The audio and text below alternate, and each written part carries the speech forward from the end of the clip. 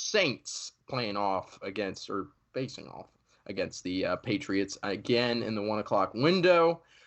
So looking forward to in this matchup. I mean, it's going to be a mediocre one to say the least. The spread in this one is New England. It started at New England -1.5. It has since come down to New England -1.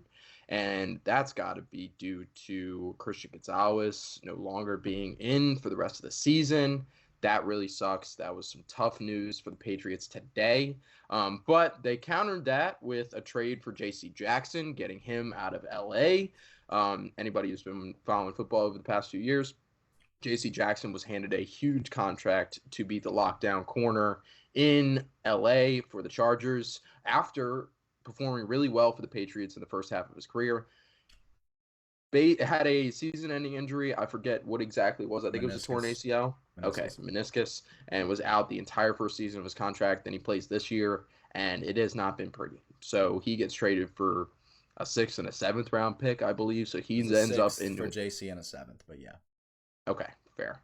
But he ends up going to New England. Probably won't play this week, and probably wouldn't make too much of an impact anyway. Mac Jones, there's a serious conversation starting to happen about Mac Jones and whether or not he's the quarterback of the future in New England. I mean, that's pretty much sailed away at this point. It's really just whether or not Mac Jones is going to finish out the season as the New England Patriots starting quarterback. I'm going to take the Saints just because of all the bad vibes in Patriot land right now. I mean, we were talking about in the Blitz group chat earlier, Matthew Judon also injured on this defensive side. And this is a Patriot team that prides themselves on defense. So without some key players on the defensive side, I'm going to take New Orleans on the spread and the money line in this one. What you got? Yeah, I'm going to do whatever I can to not watch this game. Like, at all costs. Look, New England has their problems. Defensively, you talked about it. Christian Gonzalez done for the year. Matthew Judon likely done for the year. J.C. Jackson's going to be coming in. I don't, like you said, not sure if he plays this week. I think it gets better for J.C. Jackson. He was a man corner that had a lot of success in a man scheme in New England. Plays a ton of zone in L.A., and we're all wondering why it's not working. He's now put back into that same scheme. I think he could, I'm not saying that he's going to be the guy that he was pre-contract, but he could definitely be a serviceable corner for them and easily fulfill that value that they traded for him. I don't know what percentage of the money that they have to eat, what percentage the Chargers ate. I'd imagine the Chargers ate a good chunk of it, considering that's really the biggest part of the trade, to be honest. Yeah. So that part of it I like. You talked about Mac Jones. I think we're getting to the point now where mock drafts are going to start having the Patriots take a quarterback. I can't see a world in which Mac Jones is the starter here next year, especially if things continue the way that they're going. Now, do I think that the Patriots are picking in the top 7 or 8? No. Regardless of whether they lose Judon and Gonzalez and those guys, like they're not going to do that. Like they're not going to finish, 5-12, something like that. It's just not what New England does. But I could see 5-12. I could see 5-12. Maybe. But they'll put a run together at the end of the season somehow. They'll win a couple games. It's just, it's what they do. But on the flip side of this, New Orleans, not perfect either. This offense is really getting hard to watch here. Derek Carr, talked about it all offseason, and I know he's injured, so there's a little asterisk there, but he just doesn't push the ball down the field. Alvin Kamara had 13 catches in his for return. 33 yards.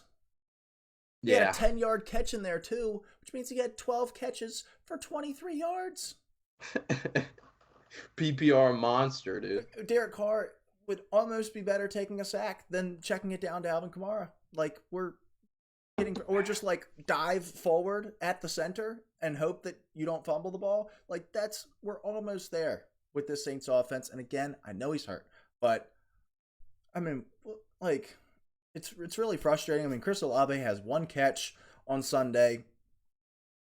He's your best offensive weapon. As maybe you make an argument for Alvin Kamara. It was encouraging to see Alvin Kamara come back and handle that kind of workload, especially with their running game woes. We thought this was going to be which was surprising. We To thought be there was going to be a honest, three-headed backfield. Jamal Williams yeah. on IR, Kendre Miller not been as much of a factor early on. This looks like it's going to be Kamara's backfield for the foreseeable future. Maybe Jamal Williams comes back, starts snagging those touchdowns, Detroit Lions style. But for right now, this looks like Kamara's backfield fantasy-wise. The offensive line for New Orleans doesn't look great. I would feel really good about New England if Judon was in. I still feel okay about them in this one. God, this is so tough, It's man. the Because Belichick factor. I mean, that's really what you're talking about here. I mean, this is such a brutal, like, I don't trust either one of these offenses. This game could very well finish 10-7, 9-8, something stupid. I'm gonna take New England at home. wow, okay. Um, Respect. I don't feel great about it, like, at all. Yeah, But I this can is just respect kind that. of where we're at. I don't know.